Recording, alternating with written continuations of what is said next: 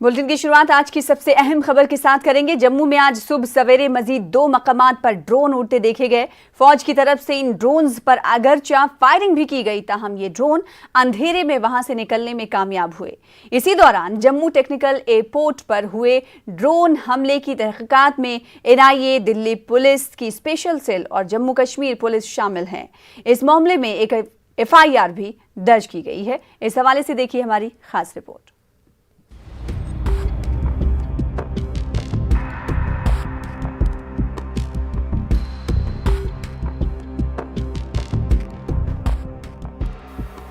जम्मू के air force station पर हुए ड्रोन हमले के सिर्फ 2 दिन बाद आज मजीद 2 फौजी तंसीबात के ऊपर से ड्रोन उड़ते देखे गए। सुबह सवेरे जब इन ड्रोन्स को देखा गया तो उन पर फौज की तरफ से गोली भी चलाई गई, ताहम वो अंधेरे में गायब हो गए। इनमें से एक ड्रोन रत्नाचक इलाके में सुबह 1:08 पर, जबकि दूसरा कुंजवनी इलाके में सुबह 3 से 4:30 बजे के बीच देखा गया। इसके मद्देनजर जम्मू के फौजी तंसीबात के इर्द गिर्द सिक्योरिटी को मजीद चौकस कर दिया गया। इसी दौरान वजारत दाखिला ने एयरफोर्स स्टेशन पर हुए ड्रोन हमले की तहकीकात की जिम्मेदारी NIA को सौंपी है। NIA, दिल्ली पुलिस और जम्मू कश्मीर पुलिस मिलकर जांच में जुट गए हैं। नेशनल सिक्योरिटी गार्ड की मजीद टीमें आज जम्मू पहुंच गई, जिनको फौजी तंसीबात पर तैनात किया गया है। इस मामले में एक FIR भी दर्ज की गई है। रत्नाचक और सुंजवा एरिया में आज सुबह 3 और ड्रोन देखे जाने के बाद जम्मू में सिक्योरिटी ज़बरदस्त बढ़ा दी गई है और जगह जगह पे नाके लगाए गए हैं और इसके साथ साथ जो पूरा सिक्योरिटी जो सिस्टम है उसको भी बहुत टाइट कर दिया गया है। और अगर हम इंडियन एयरफोर्स स्टेशन की बात करें, जहाँ पे अभी हम खड़े हैं, तो यहाँ आज बहुत ज़्यादा डेवलपमेंट रही। यहाँ पे स्पेशल टीम जो है दिल्ली पुलिस की वो यहाँ पे पहुँची, NIA की टीम यहाँ पे पहुँची, नेशनल सिक्योरिटी गार्ड के जो कमांडोज हैं उनकी एक टीम यहाँ पे पहुँची। सारे अंदर उन्होंने अंदर जो है सबूत जो मिले हैं वहाँ पे उनको वो खंगाल रहे हैं, चीज़ें देख रहे हैं और पूरी जो इन्वेस्टिगेशन का जो अमल है वो आज बहुत हद तक बढ़ गया है, उसका दायरा बढ़ गया है। क्योंकि जो इसमें इस जो संडे को यहाँ पे इसी इंडियन एयरफोर्स स्टेशन में जो धमाके हुए थे रात को, उसमें अब पाकिस्तान का एंगल सामने आ रहा है, टेरर एंगल कि कहा जा रहा है कि ये जो ड्रोन हमले हुए पाकिस्तान से ऑपरेट हुए हैं, वहाँ से एग्जीक्यूट हुए हैं और लोकल हैंडलर्स भी इसमें कुछ शामिल हैं। तो उसको देखते हुए ये इन्वेस्टिगेशन एक नया मोड़ इसने लिया है और पूरा इस पे आज यहाँ जम्मू में माथापच्ची चलती रही। जो इन्वेस्टिगेशन का अमल है वो पूरा ज़ोरों से चल रहा है और ये देखा जा रहा है कि आखिर ये किस तरह से ये ड्रोन जो है ये किस तरह से यहाँ पूरे जो मिलिट्री एरियाज़ में किस तरह से ये उड़ रहे हैं, कैसे यहाँ पे क्या कोई सिक्योरिटी लैप्स है, किस तरह से इस चीज़ को चेक किया जा सकता है। क्योंकि अगर यही हालात रहे तो ये सिक्योरिटी जो इस्टेब्लिशमेंट है उनके लिए एक बहुत ख़तरनाक चीज़ बन सकती है। तो पूरी कोशिश की जा रही है कि ऐसी मैकेनिज़्म, ऐसी स्ट्रैटेजी अपनाई जाए और इस तरह से सिक्योरिटी बिल्डअप किया जाए कि ऐसे इंसिडेंट्स या जो ड्रोन के जो नया थ्रेट बन के आया है ड्रोन की वजह से, उसको ख़त्म किया जाए और इस जो नया ख़तरा लाहक हुआ है सिक्योरिटी के लिए उसको किस तरह से डील किया जाए, इस पर सारा फोकस है इसी पे अब लगा हुआ है। कैमरामैन चांद के साथ में समीर भट्ट, न्यूज़ 18 जम्मू। हिंदुस्तान ने ड्रोन्स के जरिए दिफाई और तिजारती तंसीबात पर दहशतगर्दाना हमलों का मसला अक़वाम मुत्तहिदा की जनरल असेंबली कॉन्फ्रेंस में उठाया है। वज़ारत उमूर दाखिला में दाखिली सलामती के स्पेशल सेक्रेटरी ESK काऊ मोदी पाकिस्तानी दहशतगर्द तंजीमों की तरफ से हिंदुस्तान को निशाना बनाए जाने के मामले पर बात की। इन्होंने कहा कि दहशतगर्द मज़मूम मकासद पूरे करने के लिए कम लागत वाले ड्रोन्स आसानी से इस्तेमाल कर सकते हैं। आलमी सतह पर दहशतगर्दी के खतरात के मौजू पर तबादले ख्याल में हिंदुस्तानी नुमाइंदे ने अपना मौक़िफ़ अक़वाम मुत्तहिदा के सामने पेश किया। मलोरा पारिमपुरा इलाका श्रीनगर में हुए इनकाउंटर में लश्कर तैयबा का टॉप कमांडर अबरार नदीम और एक पाकिस्तानी मिलिटेंट को हलाक किया गया। मलोरा में ये इनकाउंटर कल दोपहर के बाद शुरू हुआ और आज सुबह सवेरे ये इनकाउंटर इख्तिताम पजीर हुआ। कश्मीर पुलिस के मुताबिक कल दोपहर पारिमपुरा नाके पर एक गाड़ी को रोका गया जिसमें अबरार नदीम था। ड्राइवर और अबरार को गिरफ्तार कर लिया गया और इन्हें पुलिस स्टेशन ले जाया गया, जहां उनकी पूछताछ शुरू की गई। इस दौरान उसके कब्जे से एक दस्ती बम और एक पिस्तौल बरामद हुआ। पुलिस के मुताबिक तफ्तीश के दौरान अबरार ने इंकशाफ किया कि उसने अपनी AK-47 राइफल मलोरा में वाक़ एक मकान में रखी हुई है। उसके फौरन बाद वहां मुश्तबा मकान का सिक्योरिटी फोर्सेज ने मुहासरा किया। अबरार को हथियार बाजियाब करने के लिए उस मकान में ले जाया गया। जब सिक्योरिटी फोर्सेज की पार्टी ने असलहा को बाजियाब करने के लिए घर में दाखिल हो रही थी, तो उसका एक साथी जो पाकिस्तानी था, जिसके बारे में अबरार ने कुछ जाहिर नहीं किया था, घर में छुपकर सिक्योरिटी फोर्सेज पर फायरिंग कर दी। इस दौरान CRPF के 3 एहलकार जख्मी हुए। फायरिंग के तबादले में फिर पाकिस्तानी मिलिटेंट के साथ लश्कर तैयबा का टॉप कमांडर इब्राहिम नदीम भी मारा गया। जायवकू से गोला बारूद के साथ 2 AK-47 राइफलें बरामद हुई हैं। पुलिस के मुताबिक अबरार दिगर मिलिटेंटों के साथ साथ मुतादिद हलाकतों में भी मुलव्विस था। कल मॉर्निंग में वो अबरार वहाँ से निकला था नॉर्थ कश्मीर से, और जो मुस्लिम जो है एक पाकिस्तान टेररिस्ट, दोनों को मिलके एक बहुत बड़ा हादसा 2 जगह करना था कल। उससे पहले हम लोग जिस गाड़ी में आया था, हमारे एक स्पेशल नाका के CRPF पुलिस ने उसको पकड़ लिया। पकड़ने के बाद उसको हम लोग थाना में ले गए, इंट्रोगेट किया गया। ये ज्वाइंट इंट्रोगेशन था जिसमें CRP, आर्मी, पुलिस तीनों विंग मिलके इंट्रोगेट किया। उसके बाद FIR लॉन्च किए, उसमें FIR में उसको पूरा उसको अरेस्ट किए, और इंडियन एविडेंस एक्ट 27 सेक्शन के तहत उसको हम लोग फिर जो बोला था कहाँ पर रिकवरी करने के लिए जो कानूनी लीगल है, हम लोग राइफल उनका जो था हथियार रिकवर करने गए थे। हालांकि एक पिस्टल और एक ग्रेनेड पहले रिकवर हो चुका था, और जो घर सस्पेक्टेड हाउस गया था अंदर से फायरिंग आ गया। जिस फायरिंग में हमारे CRPF के एक ऑफिसर, 3 लोग टोटल इंजर्ड हो गए, और उसको रीइंफोर्समेंट किया गया। CRP, आर्मी, पुलिस ने कॉर्डन को स्ट्रेंथन कर दिया। फिर इनकाउंटर चलते रहा।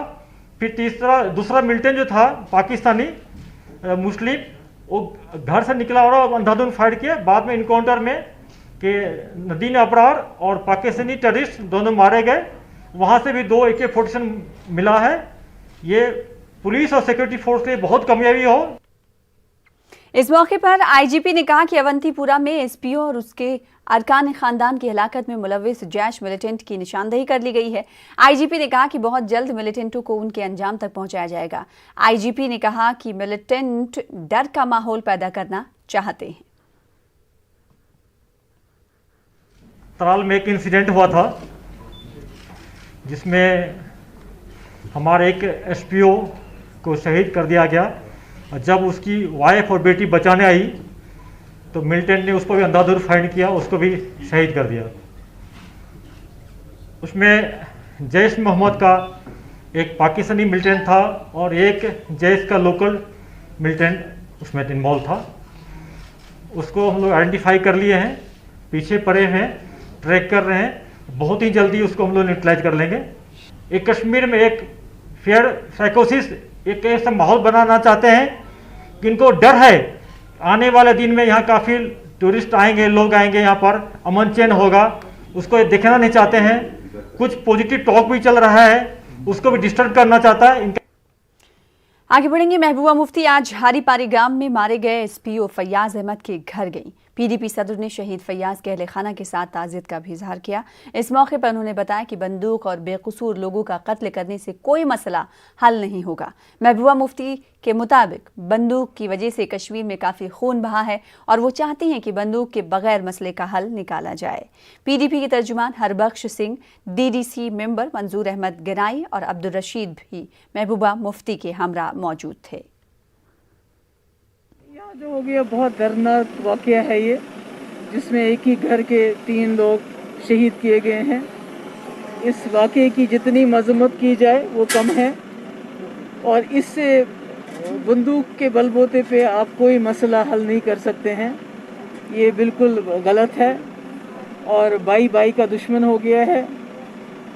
इस तरह से हमारे जो जम्मू कश्मीर में घरों के घर खाली हो रहे हैं, लोगों को इस तरह बेदर्दी से, जो बेगुनाह लोग होते हैं उनको इस तरह से शहीद कर देना, मैं समझती हूँ कि ये किसी मसले का हल नहीं है। कोशिश रहेगी कि जो यहाँ जो एडमिनिस्ट्रेशन है, जो इनका लड़का है लियाकत, चूँकि वो टेरिटोरियल आर्मी में है और घर में अब इनके कोई नहीं बचा, तो मैं चाहूँगी कि SRO 43 के तहत उसको सिविल डिपार्टमेंट में एक माकूल नौकरी दी जाए। अगवा की गई एक सिख लड़की उसके अफराद खाना के हवाले कर दी गई है, जिसके बाद घर वालों ने 18 साल की लड़की की एक सिख लड़के से शादी करा दी। सिख तंजीमों ने दिल्ली लौट आने वाली इस लड़की की मकामी गुरुद्वारा में शादी की तस्वीरें भी शेयर की हैं।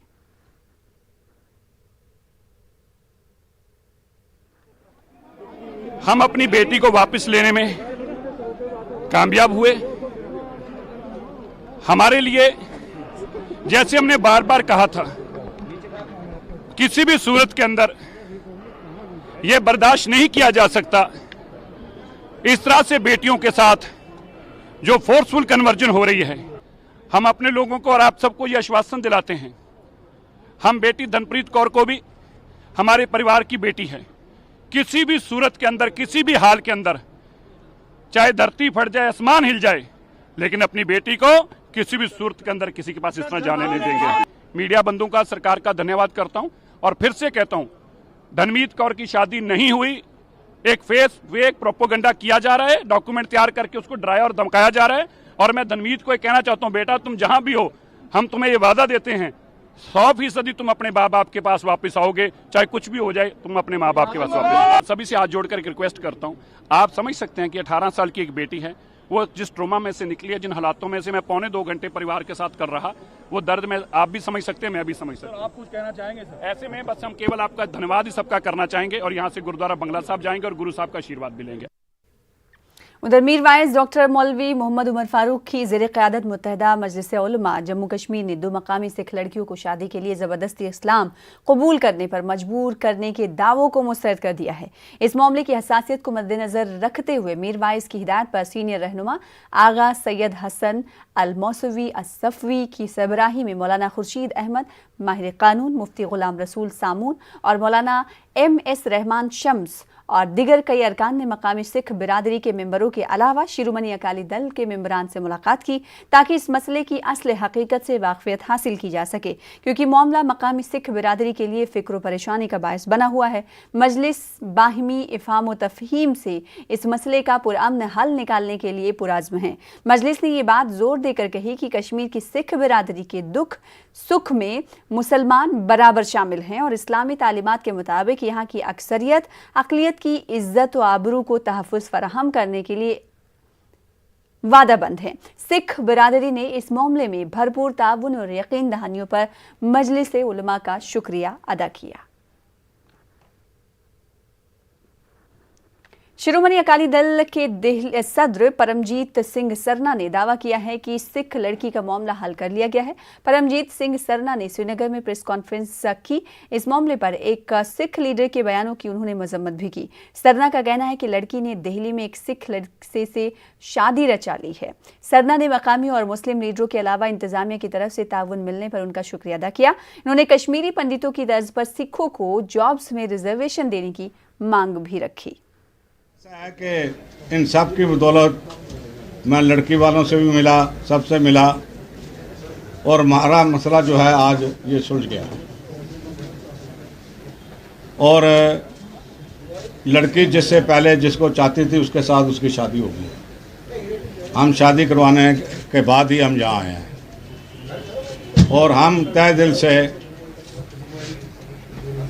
इन सब के आभारी हैं, गवर्नर लेफ्टिनेंट गवर्नर साहब के भी, एडमिनिस्ट्रेशन के भी और जितने भी मुस्लिम ऑर्गेनाइजेशंस हमें मिली हैं, कई मस्जिदों के मौलवी साहब मिले हैं, उन सब के हम आभार प्रकट करने आपके सामने आए हैं। और ये मैं दुआ करता हूँ कि ये हमारे जो संबंध हैं ये हमेशा टिके रहें। जिन आदमियों ने यहाँ के ऐसे भड़काने वाली बातें की हैं मैं सख्त निंदा करता हूँ। हालांकि मेरा लेना देना उनसे नहीं है, पर मैं क्योंकि दिल्ली से सिख आया उसने बात किया, मैं उसकी माफ़ी मांगता हूँ। हम बरसों से रह रहे हैं और आज भी रहेंगे, हमारा भाईचारा हमेशा कायम रहेगा। हमारी सिर्फ आप लोगों से ये विनती है, जो हमारा भाईचारा परसों से बना है, इतने सालों से बना रहा है, हम इस भाईचारे को खराब ना होने दें। अगर कोई ये गलती करता है हमें ज़रूर उसको सलाखों के पीछे पहुंचाना चाहिए। अगर वो कोई किसी भी धर्म से हो, कोई गलती करता है उसको सजा जरूर मिलनी चाहिए। कश्मीर में सिख लड़कियों के मुबैना जबरी मजहब तब्दीली और शादी के मामले पर सिखों के एक वफ्द ने दिल्ली में मरकजी वजीर मुमलिकत दाखिला जी किशन रेड्डी से मुलाकात की। इस मौके पर सिख वफ्द ने जम्मू कश्मीर में तब्दीली मजहब कानून लाने की अपील की। मरकजी वजीर ने यकीन दिलाया कि हुकूमत इस मामले पर गौर करेगी। कश्मीर में हुई उसको लेकर हम लोगों ने निवेदन किया, जो एक बिटिया को वहाँ पर 18 साल की बिटिया को गन पॉइंट पे अगवा कर एक अधेड़ उम्र के व्यक्ति के साथ उसकी जबरन शादी करा दी गई और उसमें वहाँ पर ये लगातार ये मामला चल रहा है। ये पहला नहीं, ये ऐसे पहले भी कई बार घटनाएं हो चुकी हैं। उसके बारे में चिंता अपनी व्यक्त करने के लिए हम श्रीमान मंत्री जी से मिले हैं और उनसे निवेदन किया है कि जत्थेदार अकाल तख्त साहब ने एक चिट्ठी लिखी है एलजी साहब को, जिसमें उन्होंने निवेदन किया है कि जिस प्रकार का यूपी और मध्य प्रदेश में लव जिहाद पे कानून है, उसी प्रकार का कुछ कानून कश्मीर में भी आना चाहिए। रेड्डी साहब को जो एक जॉइंट डेलीगेशन आज यहाँ पे मिला है, जिसमें अलग अलग पार्टियों की रिप्रेजेंटेशन है, और हमने जो कश्मीर के सिखों का इशू है वो हाईलाइट किया है कि अगर उसमें कुछ देरी हो रही है तो ऑर्डिनेंस करके भी सरकार इसको वहाँ पे ये कानून ला सकती है। इसके अलावा जो और प्रॉब्लम्स हैं जम्मू कश्मीर के सिखों की, उनकी नौकरियों की, मिनॉरिटी स्टेटस की, पंजाबी सेकंड लैंग्वेज की, वहाँ पे यूनिवर्सिटीज़ में एडमिशन की रिजर्वेशन में, गवर्नमेंट जॉब्स में रिजर्वेशन में, ये सारी चीज़ें हमने मंत्री जी को अपने मेमोरेंडम में दी है। कश्मीर में, जम्मू में जो 18 साल की एक लड़की को जोर जबरदस्ती से कन्वर्शन किया है, ऐसा ये गलत है। इस विषय पर डेलीगेशन मेमोरेंडम दिया है। मैं इस विषय पे आदरणीय गृह मंत्री जी से चर्चा करके जो कार्रवाई होना है, भारत सरकार इस विषय पर विचार विमर्श करते हैं। फिलहाल इसी के साथ रुकेंगे छोटे से ब्रेक।